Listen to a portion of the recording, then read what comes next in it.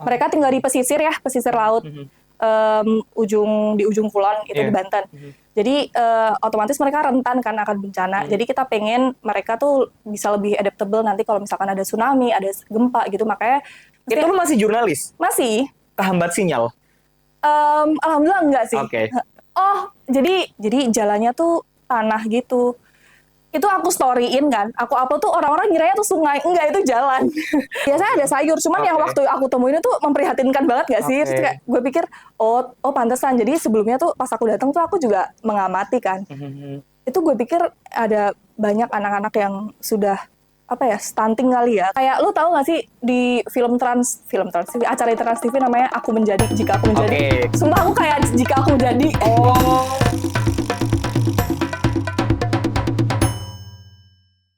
Beragam ketimpangan di bidang sosial kemanusiaan marak terjadi di berbagai macam pelosok daerah-daerah. Hal itu menimbulkan banyaknya gerakan untuk mengatasi ketimpangan tersebut. Soal Tete bersama gue Leon Wical, dan kali ini gue udah duduk bareng Farika Nur Khotimah, relawan atau penggerak dari Indonesia Resilience atau AIRES. Selamat siang Farika. Aku bingung mau tepuk tangan apa gini. Oke. Gue udah ngomong selamat siang loh. Oke, siang, Leon. Gimana nih kabarnya? Alhamdulillah baik. Oke, perjalanan aman ya tadi dari rumah ke studio Soan Tete? Lancar, baik. Lancar ya. Oke, Far, aktivitas lo belakangan ini lagi sibuk ngapain sih, Far? Akhir-akhir ini gue paling saat ini ya, itu kita kalau di AIRES itu kita masih advokasi di Kampung Bayam. Bayam, oh, ya. masih berlangsung sampai saat ini ya? Benar. Terus juga kita ada pemberdayaan di Petamburan, Jakarta Pusat, Tanah Abang ya kalau nggak salah. Itu namanya Jamu Klinik. Itu kita sibuk, kita lagi ikut lomba buat ibu-ibu. Terus sama bikin campaign. Oke, itu kalau di AIRES ya. Kalau aktivitas lo di luar AIRES, daily-nya tuh ngapain tuh? Daily paling selain di AIRES kan aku juga kerja jadi jurnalis ya. Di suatu media ya. Paling kesibukannya itu sih. Far, ngomongin tentang Indonesia Resilience atau AIRES nih, sebenarnya apa sih tuh AIRES? Jadi AIRES itu adalah Indonesia Resilience, biasa teman-teman nyebutnya tuh AIRES. Nah itu adalah sebuah lembaga penelitian atau NGO ya, biasa orang-orang nyebutnya, yang fokus di pengurangan resiko bencana. Tapi kita mendorong lewat pemberdayaan masyarakat dan juga aktivisme gitu. Jadi tadi aku bilang pengurangan resiko bencana, itu bencana dari bencana biasa nih. Dan juga bencana dari climate change. Gitu. AIRES ini kan merupakan salah satu inkubasinya dari Turun Tangan. Nah, kenapa bisa disebut inkubasinya? Prosesnya tuh dulu gimana tuh, Far? Iya, jadi dulu awalnya itu tahun 2019 ya, itu beberapa teman-teman dari Turun Tangan punya keresahan yang sama gitu. Jadi mereka tuh pengen membangun resiliensi dalam masyarakat gitu, karena dulu kan gini, kan biasanya kita kan ngebantu orang-orang tuh ngasih sembako, terus juga kita biasa samperin gitu ya, biasanya gitu kan, Leon juga ngasih kalau di teman. Nah itu langsung terjun langsung yang ya kita juga sebenarnya terjun langsung, cuman kita tuh tujuannya adalah pengen membangun ketangguhan masyarakat gitu loh, agar mereka bisa lebih adaptable kalau misalkan mereka kena bencana atau kena musibah. Dan biar nggak selalu bergantung gitu ya? Exactly. Itu sih. Berarti dari 2019 ya lu bergabung di AIRES? Dari awal kebentuk atau gimana? Jadi ya dari situ tuh, maaf tadi belum selesai. Jadi dari situ terus kita juga ngejaring teman-teman di luar Turun Tangan. Terus ya udah akhirnya kita bikin diskusi dulu awalnya. Terus akhirnya tahun 2020 kita berdiri sendiri, kita di bawah Yayasan Pemuda Tangguh, tapi namanya kita Indonesia Resilience, gitu, yayasannya Pemuda Tangguh. Ya udah deh, terus kita bikin program-program diskusi, terus kalau sampai sekarang kita ada program Kampung Tangguh Bencana, terus juga ada Jamu Klinik, terus kita juga riset terkait climate change yang dampaknya udah kelihatan banget ya, khususnya di Demak, di Pantura, terus juga campaign di sosial media, dan juga advokasi Kampung Bayam. Oh, sampai advokasi juga ya, proses advokasi. Oke, dari 2019 nih sampai sekarang, program apa aja sih yang udah lu gelutin ya, atau lu ikutin selama bergabung bareng AIRES nih? Oke. Jadi sebenarnya aku nggak gabung dari awal ya. Aku gabung itu tahun 2021 pertengahan 2021. Nah itu semenjak itu aku awalnya bikin konten-konten di Indonesia Resilience, dan baru aku sadari ternyata kalau di Indonesia Resilience itu atau di IRES itu kita bikin konten itu bener-bener yang kayak kita mengedukasi masyarakat gitu, kita nggak yang cuman apa ya, sekedar konten formalitas gitu. Betul. Ya. Okay. Jadi kita pengen masyarakat atau audiens yang udah baca konten di IRES tuh dia melakukan sesuatu gitu, entah itu sharing ke teman mereka atau sharing ke story atau mungkin nge-save lah. Karena bentuknya informasi. Jadi kita emang biasanya bikin kontennya itu merupakan educational content gitu. Emang tujuannya untuk mengedukasi masyarakat terkait hal-hal yang jarang digalakan oleh pemerintah atau diomongin sama orang-orang gitu. Sebenarnya tujuan dari IRES itu tadi awalnya tuh emang kita tuh pengen pengurangan resiko bencana itu tuh jadi obrolan orang-orang gitu loh. Jadi nggak dilupakan karena itu tuh penting banget. Kita nggak bakal tahu kan bencana itu datangnya kapan, tapi kita bisa mengurangi dampaknya lewat resiliensi itu. Gitu. Berarti Farika itu kenal IRES dari mana nih? Kan tadi di-mention bahwa gabung tidak sejak IRES berdiri, which is tadi 2 tahun setelahnya ya. Nah itu tahu IRES itu dari mana? Tahu IRES karena dulu aku kerja di turun tangan. Okay. Nah beberapa orang yang di turun tangan itu tuh kan keluar dari turun tangan part untuk of IRES kan? Terus dia di IRES, terus akhirnya aku kepengen lebih fokus di satu, kan kalau di turun tangan beberapa fokus ya. Yes, nah, ada 5 bidang itu ya. Ada 5 bidang fokus. Nah, aku pengen kayak fokus satu dulu aja. Yaitu gitu. di sosial kemanusiaan ya, di IRES. Iya, betul. Di pengurangan risiko bencana itu. Terus selain itu tadi, selain bikin konten, abis itu aku juga ada, waktu itu IRES ada kerjasama sama salah satu kampus di Jakarta, LSPR. Itu kita ada kampung tangguh bencana tadi. Nah, itu jadi sebelum aku bergabung ya, kan waktu itu di Banten itu ada tsunami dan gempa ya. Waktu tahun itu berapa ya? Tahun 2000 berapa gitu lupa. Sebelum pandemi deh kayaknya. Nah itu tapi kan abis itu ada kayak gempa-gempa terus-terusan kan. Nah itu, nah waktu itu IRES punya program namanya Kampung Tangguh Bencana itu untuk mempertangguh masyarakat yang di sana kan. Mereka tinggal di pesisir laut. Di ujung kulon itu di Banten. Jadi otomatis mereka rentan kan akan bencana. Jadi kita pengen mereka tuh bisa lebih adaptable nanti kalau misalkan ada tsunami, ada gempa gitu. Makanya waktu itu kita ada program ke situ untuk yang pertama kita mengedukasi anak-anak di sana, terus juga untuk Karang Taruna juga di sana sama kepala keluarga. Jadi waktu itu aku dikirim ke sana selama 2 minggu. Di Bantennya itu ya? Nah itu di Bantennya sebelum ke sana kita bikin komik. Jadi kita pengen jadi waktu itu kita kasih tahu ke lapisan masyarakatnya itu tuh kita sesuaiin gitu anak-anak ya kita medianya apa. Komik sama itu waktu itu pakai nyanyian gitu. Isi komiknya tuh tentang apa tuh? Iya, karena kita lihat waktu itu keadaan anak-anak di sana itu rentan akan misalkan kena tsunami atau gempa. Ya berarti kita waktu itu kita bikin naskahnya itu terkait gimana sih kalau ada gempa, cara memitigasinya gimana, kita harus apa, gitu-gitu waktu itu. Salah satunya itu sih. Gempa sama tsunami gimana cara memitigasinya itu lewat komik. 2 komik waktu itu untuk kelas 1 sampai 3 SD sama kelas 4 sampai 6 SD.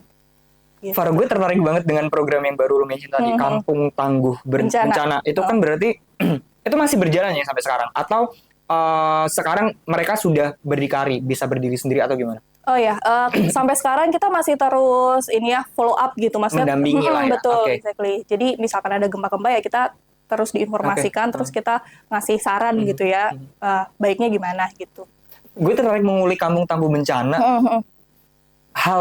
Ada nggak sih hal yang menyentuh elu atau yang mungkin bikin bulu kuduk lu merinding nih ketika lu bersama mereka selama 2 minggu ya tadi kurang lebih lu mention di sana tuh apa sih Far selama lu di sana yang lu dapetin buat diri lu sendiri?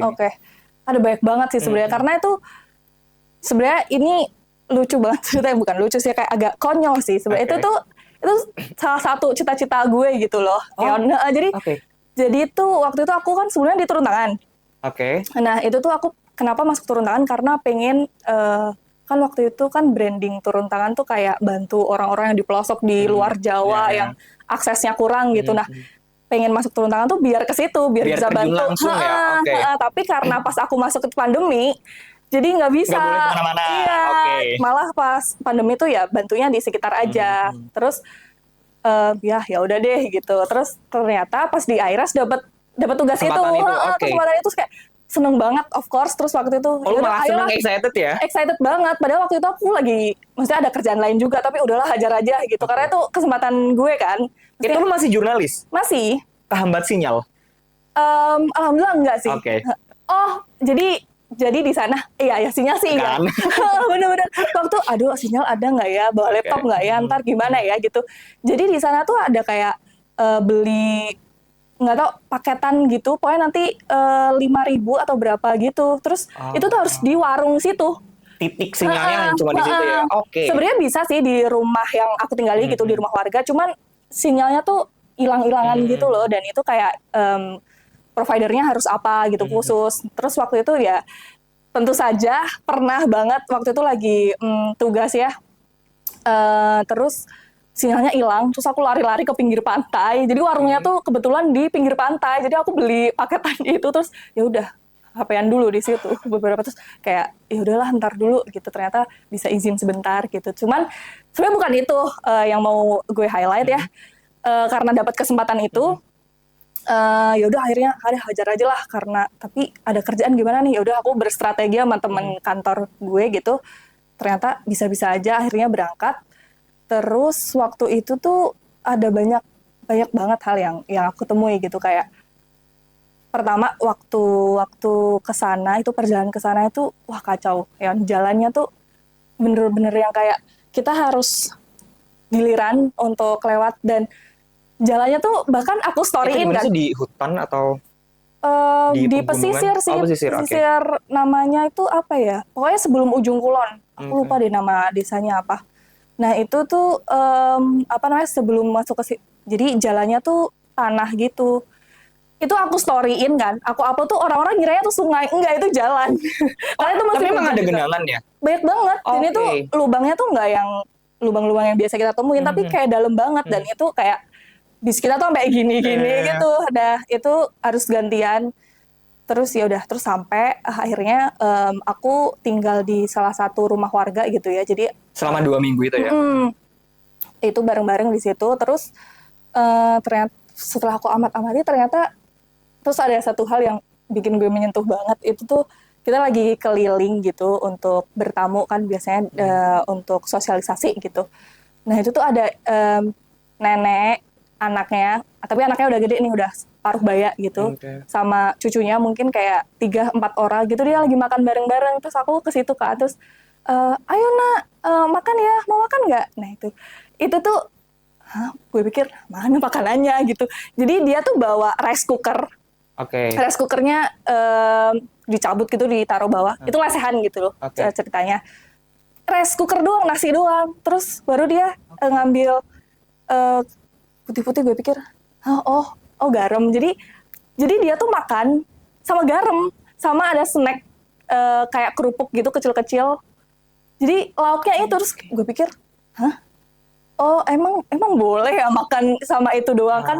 Ya mungkin gue nggak tahu, mungkin keadaannya gimana. Mungkin itu udah biasa kali ya. Terus juga pas aku makan di tempat aku tinggal itu juga garam itu tuh kayak jadi sambel, tau gak sih? Kayak gimana ya? Kayak setiap kita makan bareng-bareng itu ada garam yang semangkok garam doang gitu loh. Terus gue pikir ini buat apa ya?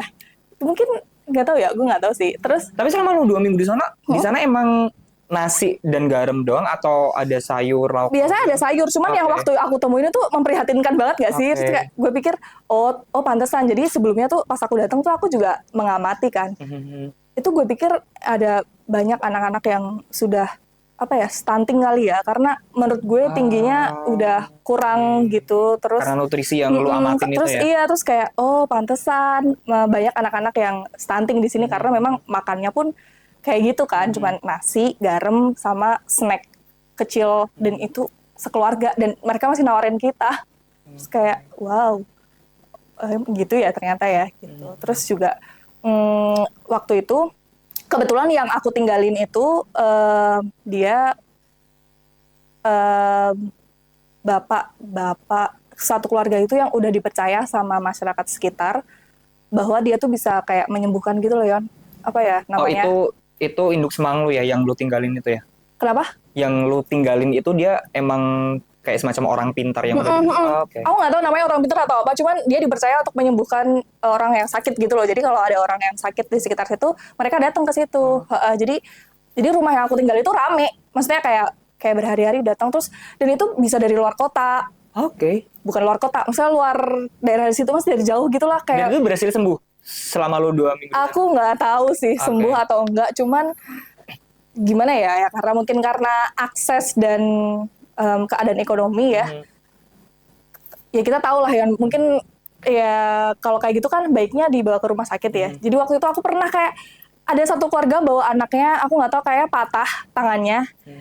Dibawa ke situ terus nggak tahu diapain, itu nangis kacau semalaman kayak aduh aku mau tidur mau kerja nih, tapi nggak bisa karena dia nangis terus anaknya, nggak tahu, terus dia pakai bambu gitu, ya mungkin kalau di rumah sakit namanya iya something like pen gitu, tapi itu bambu gitu terus ditali, patah kan, nah harusnya sih patah ya, cuman nggak tahu, terus nah itu nggak tahu diapain, terus kayak ya udah di situ aja nyembuhnya, terus kayak dan tidak dibawa ke rumah sakit? Enggak, terus kayak aduh sayang banget gitu, nggak tahu deh nanti akibatnya gimana. Dan itu baru satu orang yang aku temuin kayak gitu, cuman ya itu tadi mungkin karena keadaan akses tadi sama keadaan ekonomi ataupun emang udah budaya masyarakat di situ, bisa jadi sih kayak gitu. Itu sih yang aku temuin kayak oh ternyata gitu ya, seru aja gitu, maksudnya banyak hal yang bikin lo merinding gitu ya, kayak terenyuh. Terus kayak apa ya, terus aku juga diajak waktu itu kayak lu tahu nggak sih di film Trans TV, acara Trans TV namanya Aku Menjadi Jika Aku Menjadi. Sumpah aku kayak jika aku menjadi. Oh, lu kayak mencoba nasib.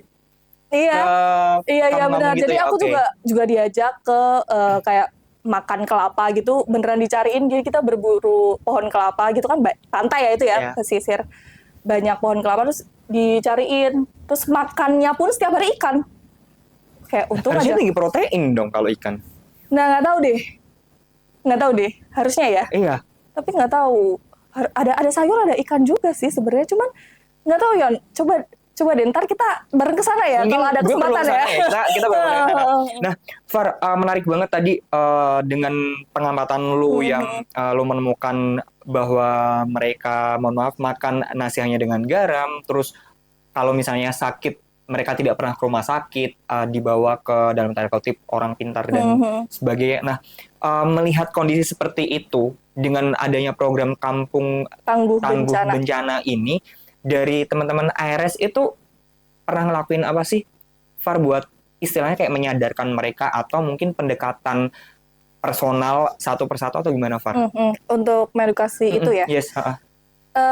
Kita pasti nggak mungkin yang langsung ngasih tahu ya, kita itu tuh karena pasti dasarnya dari culture, dari budaya itu yang turun temurun. Exactly, jadi nggak mungkin kita langsung kasih tahu ini apa segala macam, itu nggak mungkin. Jadi otomatis ya bisa dari meningkatkan derajat mereka dulu, maksudnya sekolah lah, mendorong mereka untuk sekolah. Karena waktu itu gue juga nemuin, kan aku juga datang ke sekolah untuk ya tadi ngasih tahu anak-anak terkait gimana sih cara mitigasi gempa itu. Terus aku sama temen gue tuh ketemu sama ibu-ibu kantin lah istilahnya. Dia di juga di sekolah. Terus itu kan habis COVID ya. Dia cerita kalau dia punya saudara di luar negeri gitu. Terus dia punya anak yang anaknya itu sebenarnya diminta untuk udah Mbak ke sini aja, datang ke negaranya dia itu. Karena di sana COVID kan, jadi kayak kesempatan kerjanya semakin sedikit. Ini aku urusin visa-visanya, semuanya, nanti tinggal berangkat aja. Tapi tunggu COVID-nya selesai dulu gitu. Cuman ibu-ibu itu, yang penjaga kantin itu, nggak mau nunggu. Jadi anaknya itu nggak jadi keluar negeri, tapi lebih memilih nikah. Terus punya anak 1. Terus kayak sayang banget nggak sih? Tinggal nunggu COVID selesai nih, lu berangkat gitu. Cuman ya udah deh. Ya mungkin, ya itu tadi mungkin karena pengetahuan, culture yang udah turun temurun udah terjadi di sana. Dan ya kalau misalnya mau ada perubahan di sana ya harus semua orang di situ harus sadar nggak sih kalau menurut gue ya. Jadi itu nggak mungkin langsung, pasti pelan-pelan. Perlahan, takes time lah. Jadi paling yang bisa kita lakuin itu ya karena fokus kita ke pengurangan risiko bencana, kita bikin sosialisasi tentunya ke warga, ke Karang Taruna juga kita bikin semacam sistem gitu untuk bagi-bagi ke anak-anak muda di sana, kayak nanti siapa nih yang tugasnya ngasih tahu kalau misalkan ada tanda-tanda, kita harus pikirin dulu tuh, kita diskusi dulu. Biasanya tanda-tandanya kalau mau ada gelombang tinggi tuh gimana sih? Terus itu kita catat, terus nanti siapa nih yang bakal ngurus logistik kalau ada gempa misalkan. Nah itu kita bagi-bagi, terus kita jalanin sistem itu, kita dorong sistem itu berjalan, kayak misalkan setiap hari nanti yang jaga setiap malam siapa untuk ngamatin air laut, kayak gimana keadaannya. Nah itu kita bikin kayak grup WhatsApp gitu, terus kita juga masuk di situ, kita dampingin. Jadi ya kita bikin early warning system sendiri. Gitu. Berarti di IRS ini ada ini dong, ada profesional kebencanaan gitu atau gimana yang paham terkait dengan hal yang lu sebutin tadi? Iya, jadi biasanya kita ngajak kolaborator sih, biasanya kita juga kayak stakeholder dari luar ya. Betul, jadi kita juga ikut ke forum pengurangan resiko bencana di DKI Jakarta gitu. Jadi di situ kan biasanya kita diskusi terkait pengurangan resiko bencana tadi dengan para ahli BNPB, BPBD, terus juga dari BMKG mungkin ya. Itu jadi dari situ sih kita dapat selalu update informasi-informasi. Farah, selain kampung tangguh bencana nih, ada nggak sih project plan ke depannya dari IRS nih yang bakal berjalan? Oke, ada banyak sebenarnya kalau rencana ya, cuman merealisasikan itu agak lama. Itu nggak apa-apa, disebutin aja. Siapa tahu dengan disebutkan di sini kan akan terrealisasikan ya kan? Iya, amin. Jadi kalau untuk saat ini ya, kita lagi running tadi jamu klinik. Itu jamu klinik yang dulu awalnya tuh nggak ada, tapi kita bentuk dari kolektif warga Petamburan.